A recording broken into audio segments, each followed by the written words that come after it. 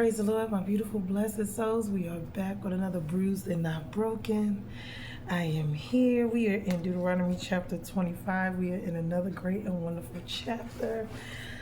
Let's get into it. Okay. So, Deuteronomy chapter 25. If there is a dispute between men and they come into court, and the judges decide between them, acquitting the innocent and condemning the guilty, and if the guilty man deserves to be beaten, the judge shall cause him to lie down and be beaten in his presence with the number of stripes in proportion to his offense. 40 stripes may be given him, but not more or less. If one should go on to beat him with more stripes than these, your brother be degraded in your sight. You shall not muzzle an ox when it is treading out the grain. If brothers dwell together and one of them dies and has no son, the wife of the dead man shall not be married outside the family to a stranger. Her husband's brother shall go into her and take her as his wife and perform the duty of a husband's brother to her. And the firstborn son whom she bears shall succeed to the name of his dead brother, that his name may not be blotted out of Israel. And if the man does not wish to take his brother's wife, then his brother's wife shall go up to the gate to the elders and say, my husband's brother refuses to perpetuate his brother's name in Israel. He will not perform the duty of a husband's brother to me. Then the elders of his city shall call him and speak to him. And if he persists, saying, I do not wish to take her, then his brother's wife shall go up to him in the presence of the elders and pull his sandal off his foot and spit in his face. And she shall answer and say, so shall it be done to the man who does not build up his brother's house. And the name of his house shall be called in Israel the house of him who had his sandal pulled off. When men fight with one another, and the wife of the one draws near to rescue her husband from the hand of him who is beating him, and puts out her hand and seizes him by the private parts, then you shall cut off her hand, and your eyes shall have no pity.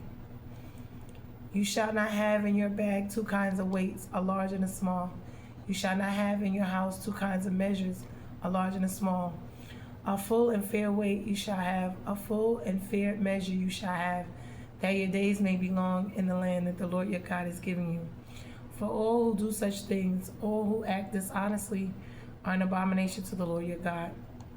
Remember what Amalek did to you on the way as you came out of Egypt, how he attacked you on the way when you were faint and weary, and cut off your tail, those who were lagging behind you, and he did not fear God. Therefore, when the Lord your God has given you rest from all your enemies around you in the land that the Lord your God is giving you for an inheritance to possess, you shall not blot out the memory of Amalek from under heaven. You shall not forget. This has a lot of different symbolic meaning as well. We're going to get into it. Here it is, law to moderate the scourging of malefactors. Then we have the law in favor of the ox that treads out the corn, and for the disgracing of him that refused to marry his brother's widow. Then we have for the punishment of an immodest woman, and for the weights of measures, and for the destroying of Amalek. So we're going to get into this, and we're going to look at it because we see there's just a lot going on here.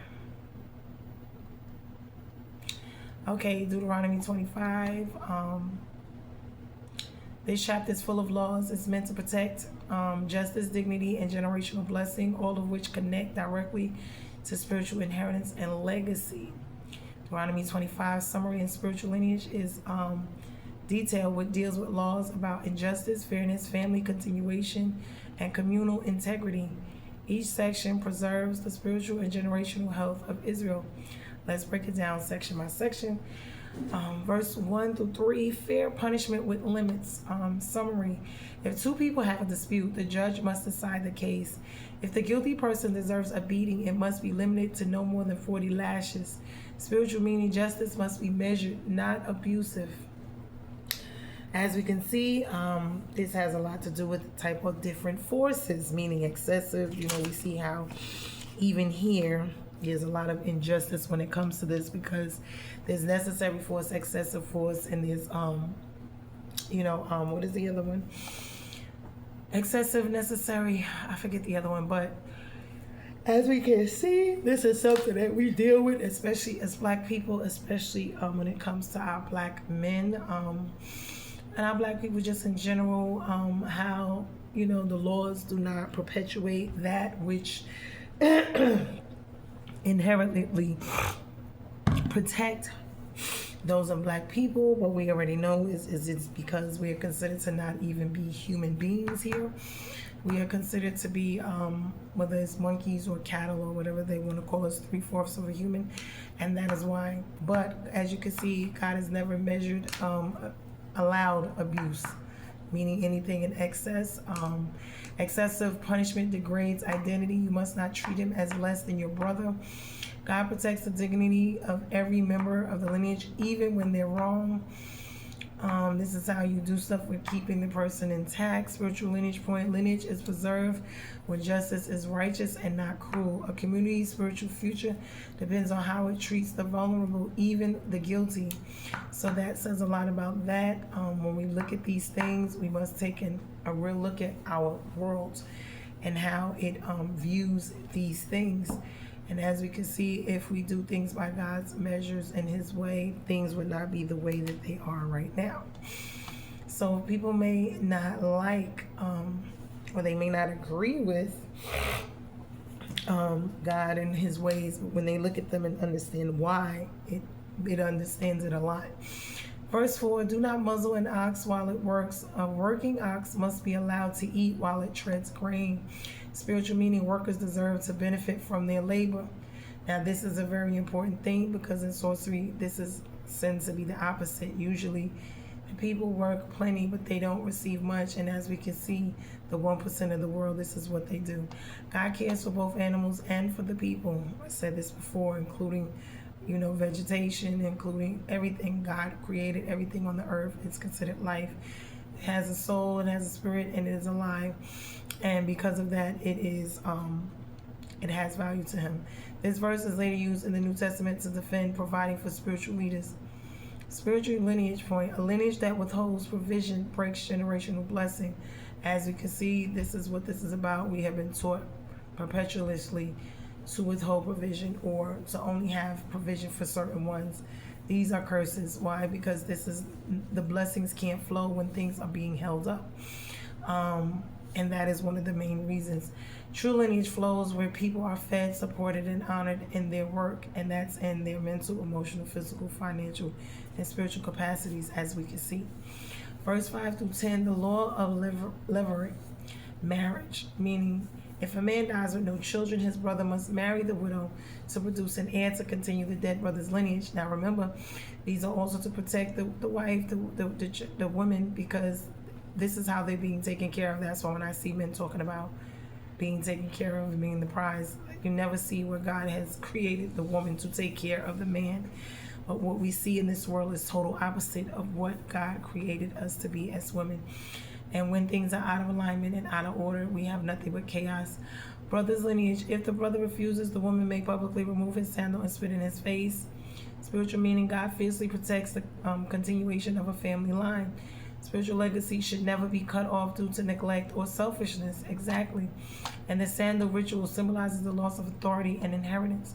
So it's not only is he shamed and disgraced, but he loses authority and inheritance. Why? Because there's just certain things that men are called to do, and as we can see in our society, that is something that they have been doing the most, especially when it comes to our men, to make them soft, to make them feminine, to make them homosexual, to make them not bear fruit, to kill them off in every which way, to kill off the seed, to kill off the lineage, the generations, and to curse them and have them impoverished. This is what this is about.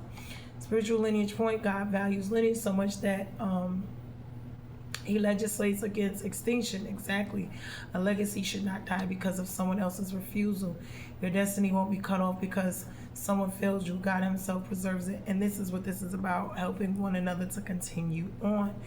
Why? Because why would you not want to? But this world teaches us self-sufficiency instead of working together and doing it unifiedly, as especially when it comes to our communities. And this is something that is a detriment. This is why we lack, we don't work together, we're not married. All of the things that these other races and, people do, especially when it comes to our communities, they promote the opposite. They want us to do the opposite, and whenever we try to do it that way, they come against it, and it's issues and problems. These are spiritual things. We were talking about everything that goes on in the natural goes on in the spiritual first, and this is why. And I'm going to get to it. I've been talking about this, and I've been wanting to talk about it for the longest. We're almost ending with Dueteronomy. I don't know if we're trying to hold off on it, but a lot is going on in this world, and I do, because it's going on, want to point out what is really going on. I don't know yet. I got to see. But anyway, verses 11 through 12, protecting family purity, severe cases. If a woman grabs a man's private parts during a fight between her husband and another man, her hand must be cut off. Spiritual meaning, this protected male generativity, the power to produce lineage. It prevented dishonoring physical lineage through violence. It shows extreme seriousness of guarding the ability to create life. Spiritual lineage point. Lineage, physical and spiritual, must be protected from dishonor, aggression, and or carelessness.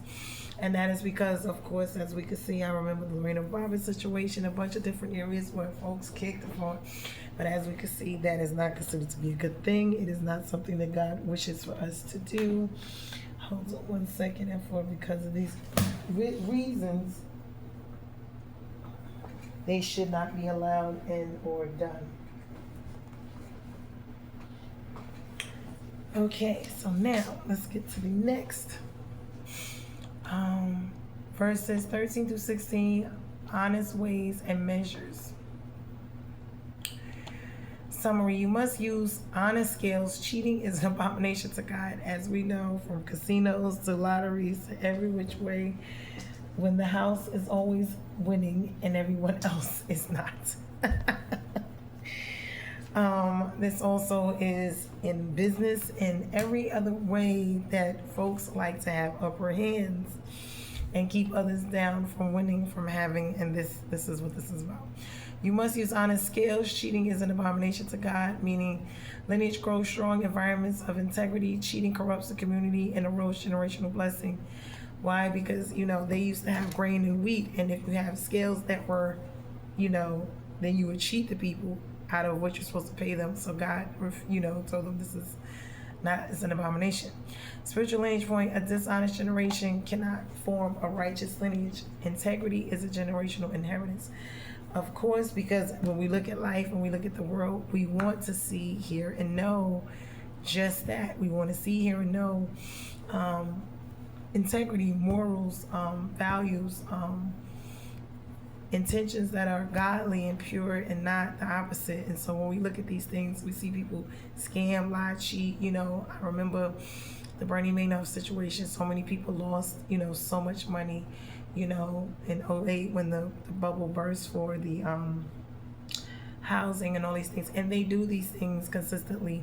Then we have the scandals like with the going to wars, the different ones, as well as the COVID situation that just recently happened, and it's not the only ones of where, they're making money off of everything, including scandals, including the sicknesses and diseases, homelessness, all of these things that are always in favor of, the 1% of the world. And when we look at it, when we're the majority, there's no reason it should be that way outside of a spiritual reason. Why? Because normally the majority rules. So if the majority is not ruling and the 1% is, we have to see that there's something seriously wrong there. And when I was talking about this before, there's no real earthly reason unless there's something else going on spiritually. And that's what this is all about. So let's get on. Let me see. Integrity is a generational inheritance. Verses 17 through 19. Remember Amalek. Meaning Israel must remember how Amalek attacked the weak from behind, right? They must blot out Amalek's memory once settled in the land. Spiritual meaning, Amalek represents spiritual enemies that attack you when you feel weak or tired.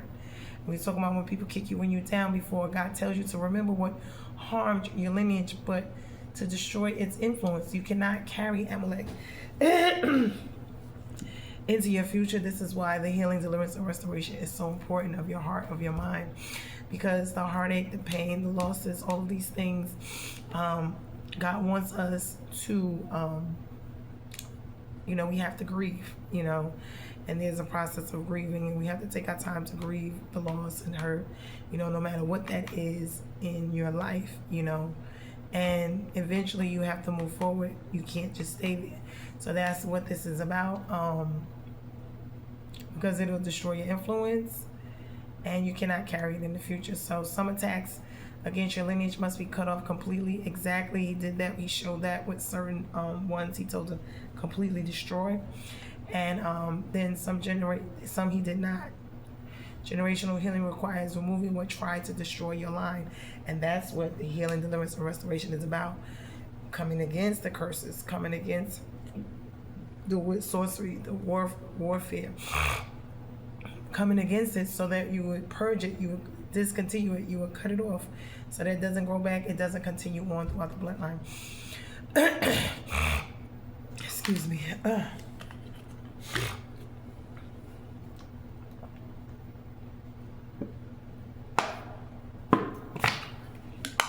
Okay.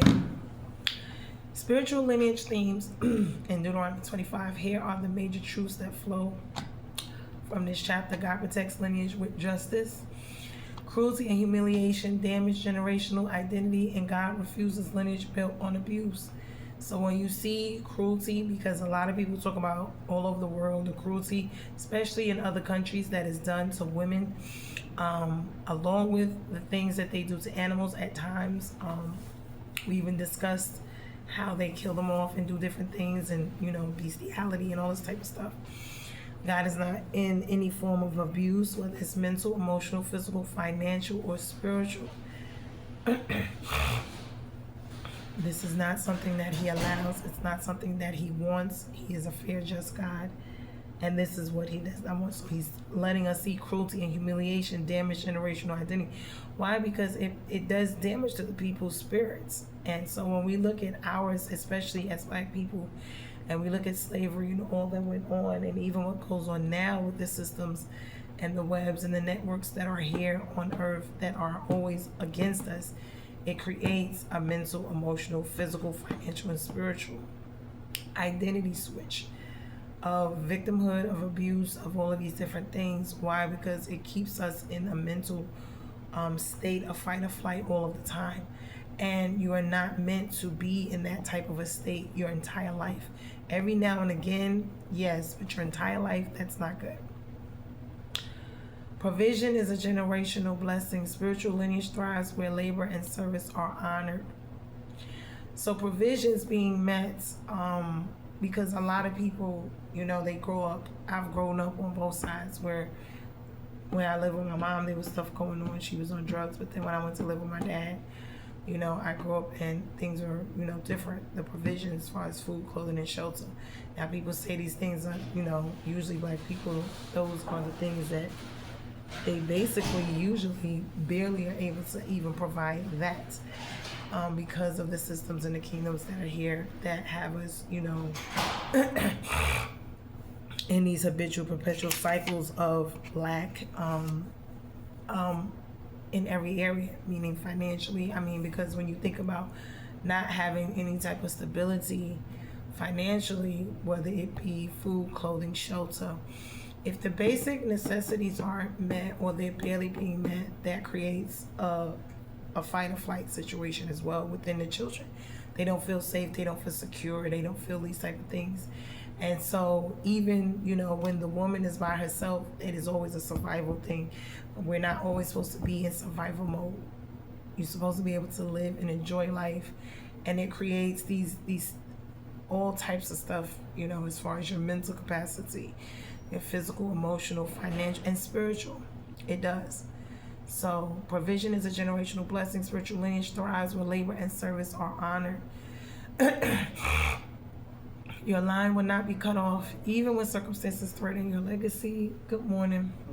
God provides a way to continue your blessing, calling, and purpose. So God provides even when we don't see it in issues and situations.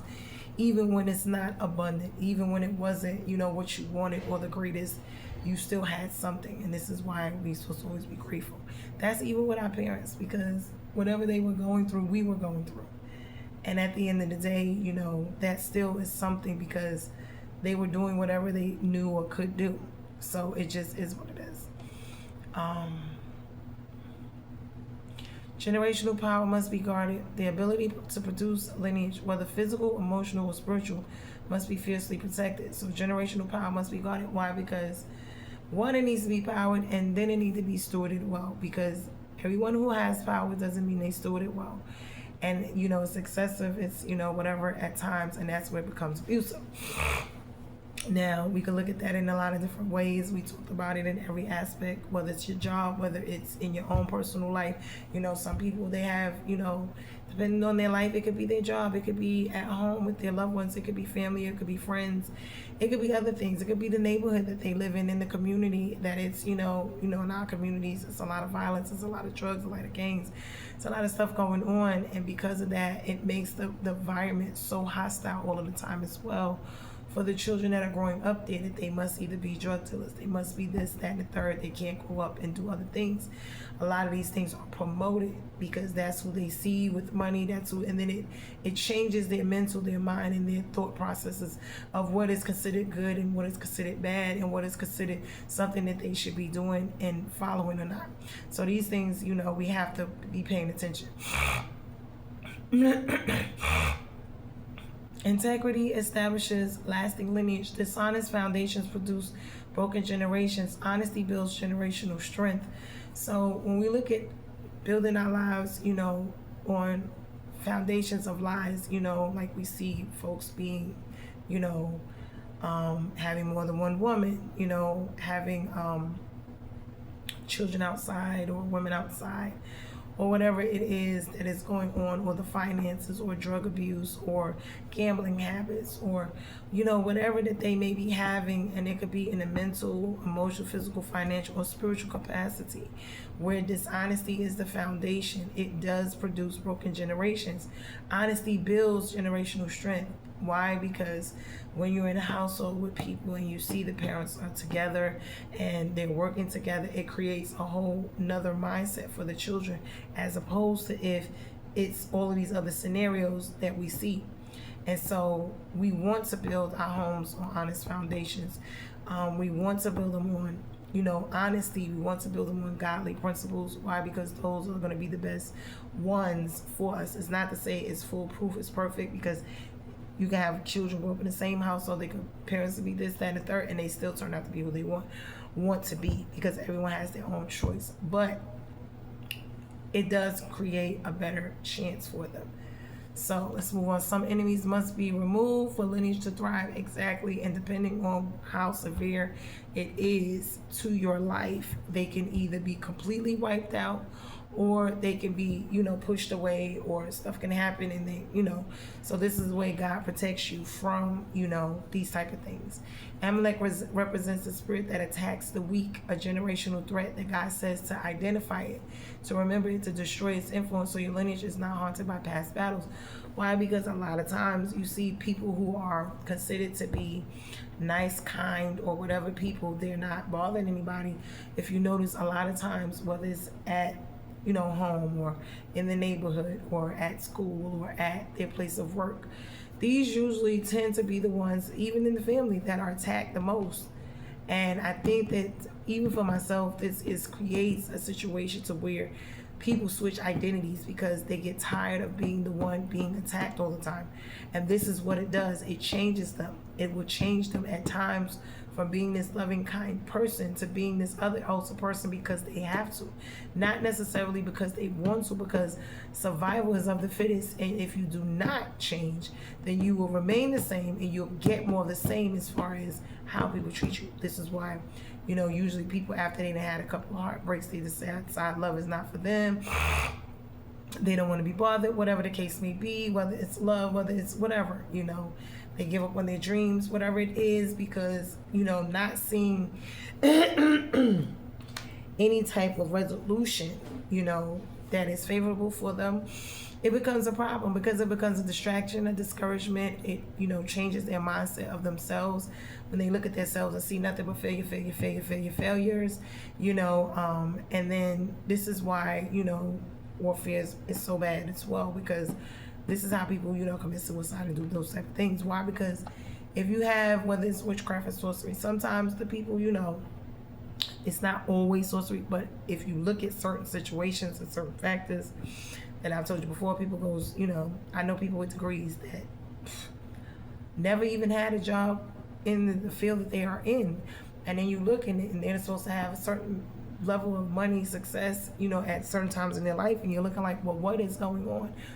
Why is this not happening? They're not getting the jobs that they should be getting. And it's always a no for them, or a rejection, or to accept less, or it went to someone else. That is when when it's a repeated situation, a pattern that you consistently see, then that's when you know something more is going on, because it's no earthly reason why it should be doing that. So now we got to look further into it. And I believe that's why they created like the DEI programs and stuff, because back in the day, black people were going to school, they were doing stuff, and they were trying to, move forward.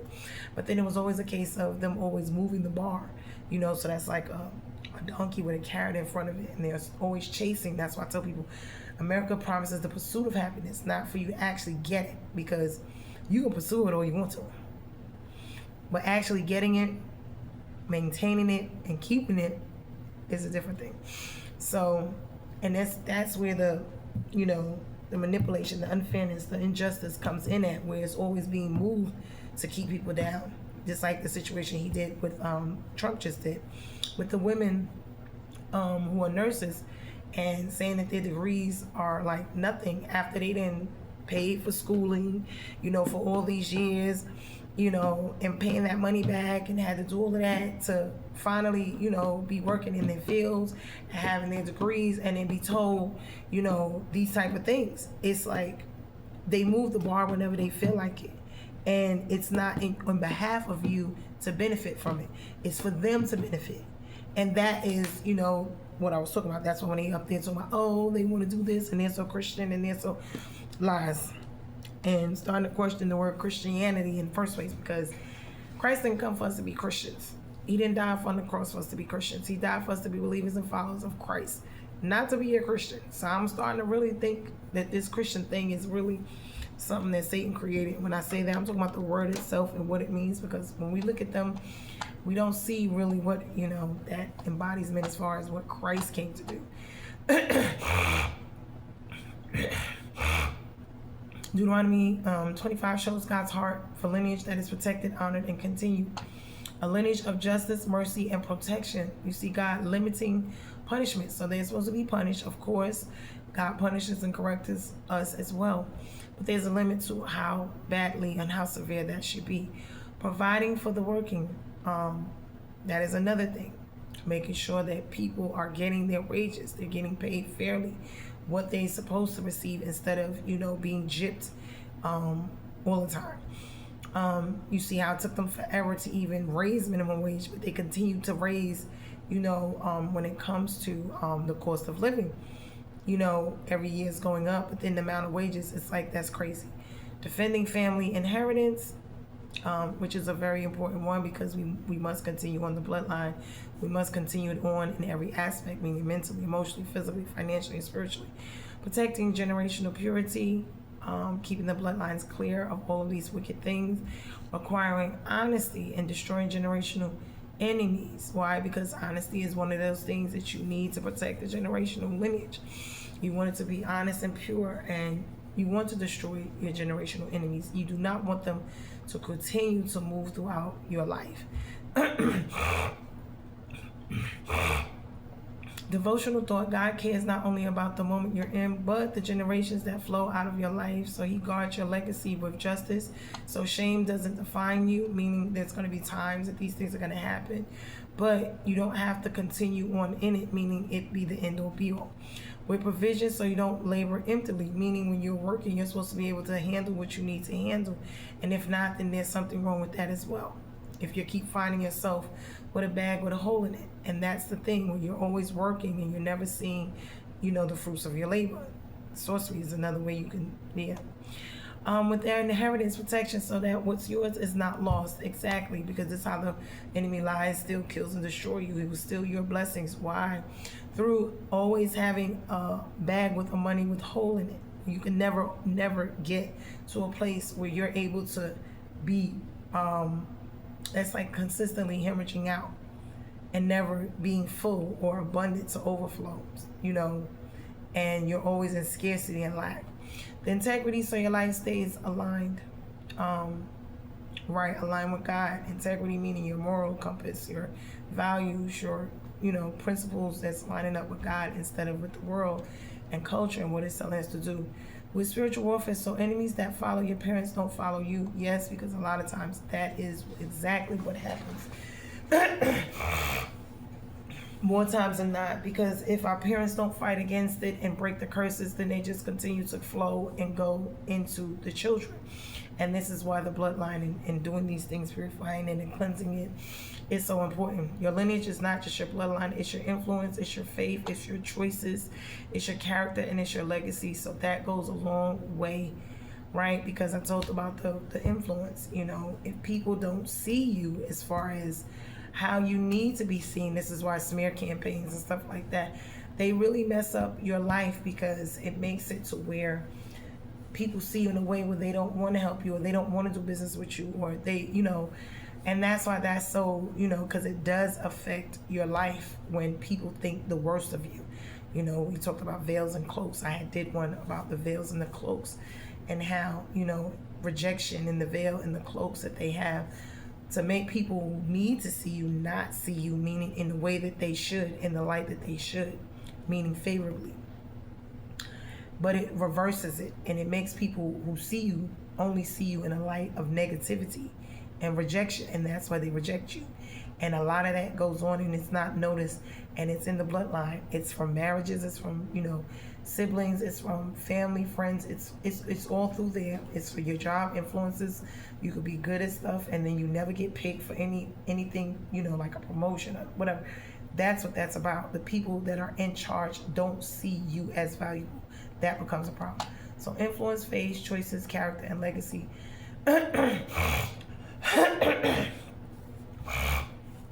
Excuse me. Devotional prayer. Lord, shape my lineage with justice, mercy, truth, and strength. Build the future from me that honors you. Spiritual lineage, cleansing prayer. Dueteronomy 25. Father God, I present my lineage, past, present, and future before you. Cleanse my life from injustice, cruelty, dishonesty, or generational harm. Remove every Amalek spirit that attacked me in weakness. Restore every inheritance that was blocked or stolen.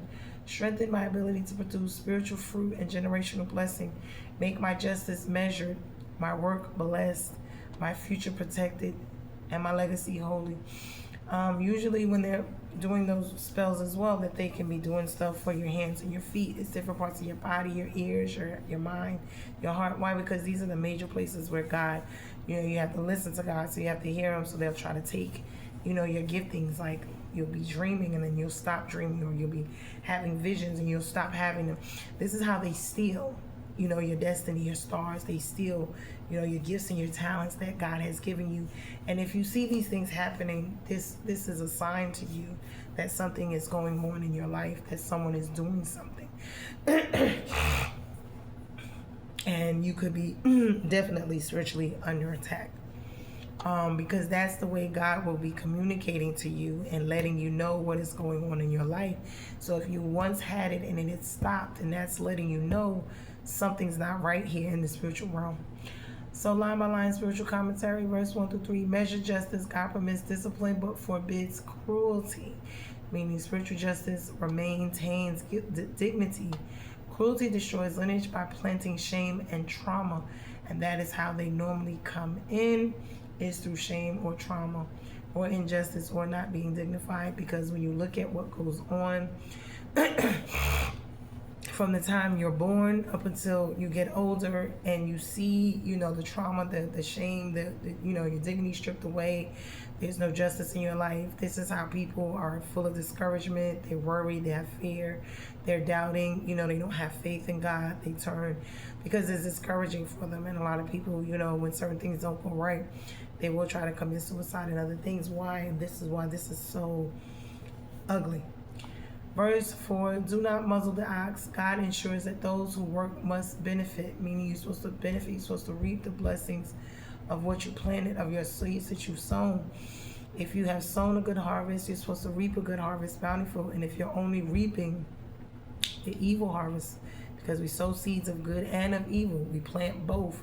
So there's no way that we're just reaping one and not the other. Spiritual, your labor should feed you. Generational blessings come where people are not exploited, right? Meaning taken advantage of. They're stealing from you what rightfully belongs to you.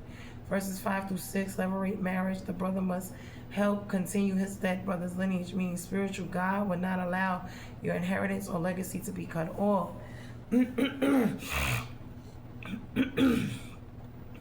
And this is a blessing because he doesn't have to, but he does. Why? He's protecting us even when we're not seeing, hearing, or being obedient to him. Verses 7 through 10, refusing the duty.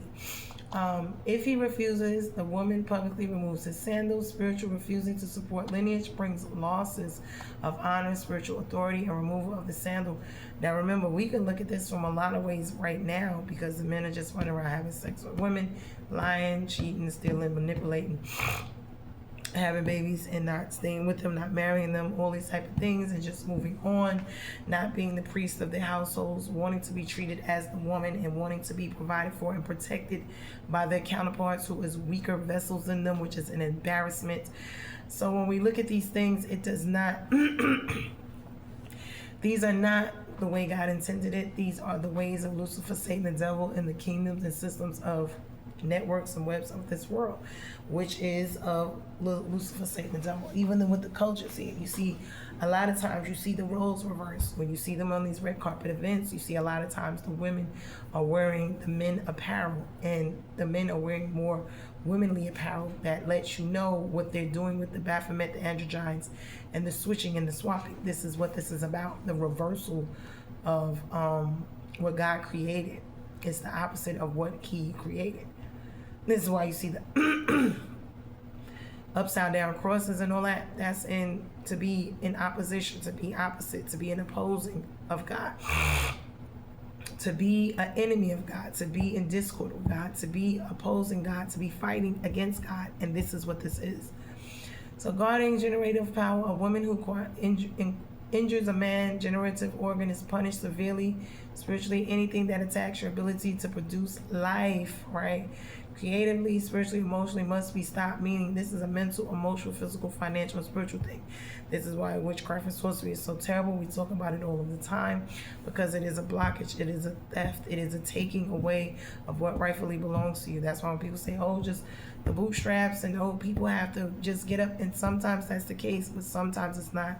When you look further into what they're doing and how many times they've been trying to do things in life, and for whatever reason it was not working out for them, you look further into it, someone was doing some type of sorcery on them, some type of curse or something. Verses 13 through 16, honest ways and measures, do not cheat others through dishonest scales. Spiritual integrity is inheritance. Dishonesty contaminates lineage. This is why you see people who are go out and they'll get these insurance policies on their loved ones and all these other things. And why? Because they're setting them up. They want to set them up to fail, or they'll let them get so far and then or they'll whack them off, whatever it is. And these people half of the time don't even know what's going on, but someone's going to benefit off of their life, and someone's going to have everything that they lost. And a lot of times people will wait for you. When I was going through my stuff, I'll tell you just a little tidbit, and furniture and all these different things, folks were really benefiting off of my downfall because they were making themselves great off of what I was losing. Whether it was my house, my car, my furniture, my husband, my children, whatever it was, they were benefiting. And whether it was family, friends, or whomever who came to benefit, that instead of helping me to keep it and maintain it, they were waiting for me to lose it so that they could come in and devour it. So when you look at these things like that, you see how dishonesty or, manipulation or controlling or lying or just being behind the scenes, engaged in things and watching how it's gonna come out so that they could benefit. And this is what this is about. That's just like the lending. We were talking about the lending before, borrowing and lending, and how these corporations lend you the money, and it's predatory. So God says He's not with that. Verses 17 through 19. Remember Amalek. Amalek attacked the weak from behind. Spiritually, you must identify and remove generational enemies that prey on you in moments of weakness. This is why God removes people. He uproots them. He destroys them. Purity, lineage, all of that. Why? Because He cleanses it out. So when you're restarting, you don't restart with the same old weeds. Remember in the Bible it talks about the weeds, the tares, they were sown together. And God is going to, in the chaff, and the seeds were sown together at night. The enemy came and planted them. So God is going to destroy them. He lets them grow together for a while, but then He's eventually going to separate them. That includes us. He's going to separate who's His and who's not. The weeds from the tares and the chaff. He's going to separate it. And this is why He does that. He allows you to go through certain things in life, and then He won't build you back up until you get rid of all these people, places, and things who were in your last seasons of your life that really didn't want you, because you may not know, but He knows how they really truly felt about you, and what they really wanted was for you to fail. And anytime you did do well, they didn't want you to do well. So and they always wanted something from you, wanted something life out of you. So you think about these things. This is what this is all about. So remember Amalek. Comparison, Deuteronomy 25 verses chapter 21 through 22. Here's how all three chapters together. Deuteronomy 21, God cleanses and defines lineage, meaning removing blood guilt, protecting the firstborn, addressing rebellious sons, removing the curse. God restores and purifies the past to protect your lineage, meaning moving on in the future. Deuteronomy 22, God protects purity and identity, preventing mixture, enforcing boundaries, protecting women, maintaining clear identity. The theme is God guards your presence, so confusion does not enter your lineage. That's why you can't move forward until, this is why even when they were in the wilderness, the 40 years, He did not let them move forward until it was time. They had to get rid of the other generation. He had to purify the bloodline. He had to do all of that. All of the habits, the thoughts that they had to go before they move forward. Why? Because if not, you'll be replanting the same old stuff in another place. This is why I tell people all the time, you can move and go wherever you want to go, because I know this myself. But if you take you with you and all of the issues and problems and you never address them, you will only be planting them in a new place. It'll be same old situations. It's just a different location. Deuteronomy 25, God ensures continuation and justice, measured justice, protected labor, continuation of family inheritance, and destroying enemies of lineage. God secures your future so your lineage will thrive, meaning moving forward when it's a new foundation, it's newly planted, it will move forward and it will thrive instead of being choked out, stagnated, backward, delayed, held up by blockages, by people, places, and things. And this is what this is about. Combined spiritual lineage, one, God heals your past, God purifies your present, and God strengthens your future. This is what this is about. He touches every direction of your lineage, backwards, meaning ancestral, inward, which is identity, and forward, which is inheritance. This is why we must and we have to heal in between. That's where the wilderness is. That is one of the most important parts. That's the purging. That's the healing. It is the processing. That is where the vineyards is, the hot press. That's where the that's the refinery part, where all of the impurities is going to be taken out. And it is probably the most difficult and the most when it comes to hurt and all of that, it hurts. That process is not one of it's not nothing to play with. That's the crushing of the grapes. That's to become wine. That is what that is all about. The putting the fire to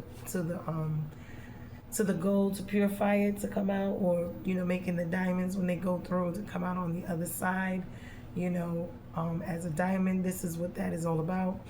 So these are the times and moments of your life where you're going through the most intense battles, intense situations that are not what you want, not what you like. They are more painful, they are hurt, but it's a process of refining of God, getting out of you all the impurities, all of the things before he puts you into new wineskin. Remember, God said he would never pour new wine into an old wineskin.